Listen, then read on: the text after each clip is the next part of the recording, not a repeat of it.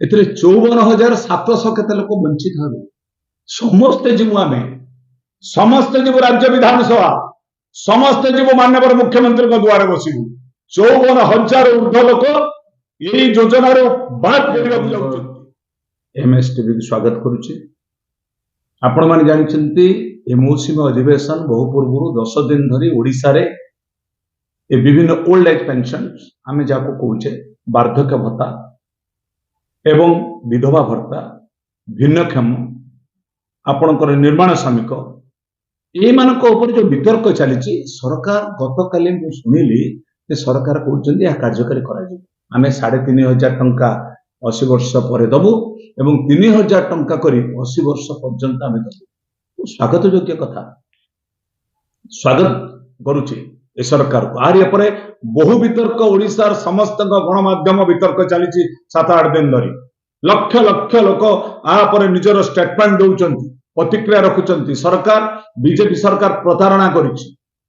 ठीक अच्छे जदि ये जिनिस करा जाइछि एहार गोटे क्राइटेरिया राज्य विधानसभा मौसुमी अधिवेशन रे आर निर्दिष्ट भाव नीति तैयारी करा आपण माने जानिचंती ओल्ड एज पेंशन 60 वर्ष पर पाइबे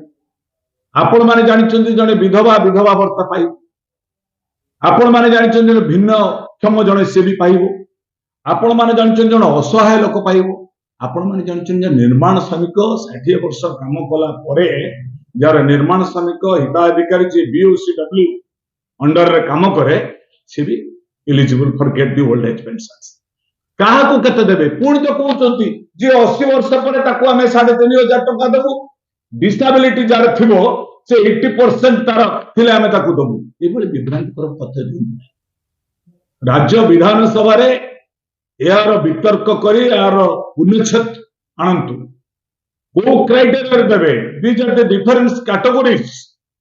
are eligible to get the pensions वार्धक्य भत्ता विधवा भत्ता अकर्मण्य भत्ता असहाय भत्ता आपणकर निर्माण श्रमिक भत्ता समस्त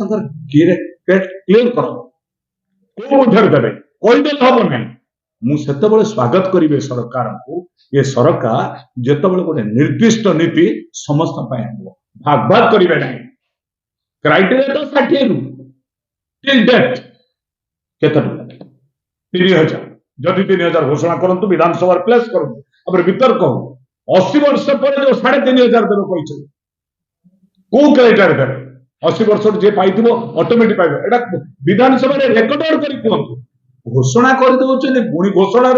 गतकाली देखु सोशल मीडिया सरकार राजी हो गई विधानसभा दे दियंतु विधानसभा माननीय सदस्य माने आरे पर प्रश्न मागछन उत्तर परिप्रेक्षी दियंतु रेकॉर्ड करंतु कैबिनेट रे निष्पत्ति करंतु आ पय अर्थ अटकल करंतु ताला हम जानि ठीक विभ्रांति करंतु सरकार निर्वाचन देइतबा प्रतिश्रुति कार्यकारी करू नचे ए सरकार दुईटा इश्यू उपरे गोटे होउची वार्धक्य भत्ता ओल्ड एज पेंशन आउ गोटे होउची आपण सुभद्रा योजना ए योजना पर निर्दिष्ट न कले निर्वाचन देइतबा प्रतिश्रुति प्रतारणा रहले लोक बहुत समस्यार सम्मुखीन होबे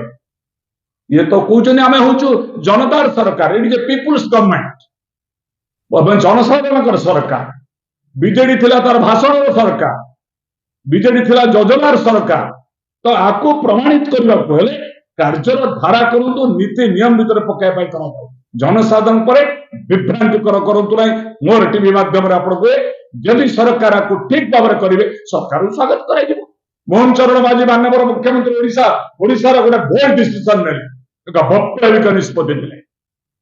1,000 टका पाउथबा भत्ता को 3,000 3,500 परिणत कले स्वागत करबा प्रतारणा कले निजे आंदोलन सम्मुखीन होबे समस्त जीवे माननीय मुख्यमंत्री को द्वार बसिबे ए प्रश्न उत्तर मुख्यमंत्री दे परिबे लोक प्रतारणा करेंगे तार सम्मुखीन होबे मोर टीवी माध्यम रे ये दाबी आशा करुच्ची ये सरकार निर्दिष्ट भाव में राज्य विधानसभा रेकर्ड भाव में घोषणा करिवो मो आशा विश्वास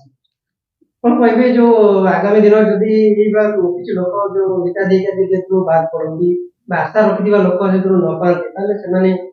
निरक्षरता है मुख्यमंत्री को घरे हवाला करी करबी बा निजे वोट देइजोनी बीजेपी सरकार आनिजोनी बोली के बडा निजे महत्ता करिवे जो माने पाउथले जे 1000 टंका पेंशन पाउथला एतरे 54,700 केते लोक वंचित हबे समस्त जीव आमे समस्त जीव राज्य विधानसभा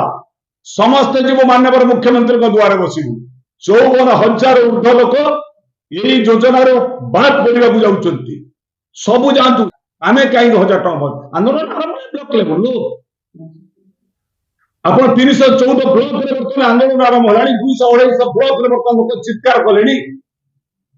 गंडोल आरंभ हलानी जिलापाल माने रिपोर्ट दौनान सरकार ठीक जानिछन सरकार